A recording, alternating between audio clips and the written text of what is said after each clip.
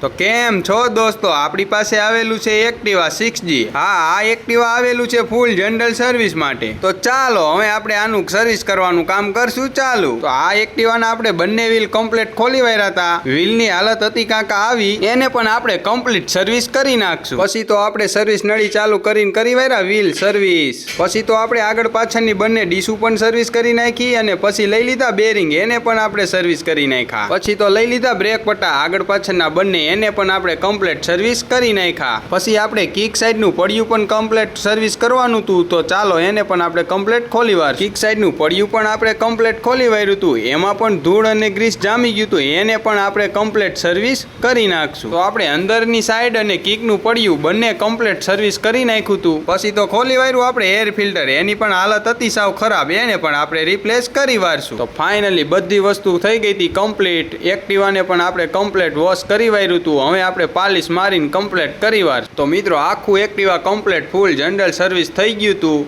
અને આ બધી વસ્તુ વિડીયોમાં આવે એમ પોસિબલ નહોતી, એટલે આપણે મોટી મોટી વસ્તુ બતાવેલી છે। જો તમારે પણ તમારું એક્ટિવા જનરલ સર્વિસ કરાવવું હોય તો અત્યારે જ તે આપણા ગેરેજની મુલાકાત લ્યો।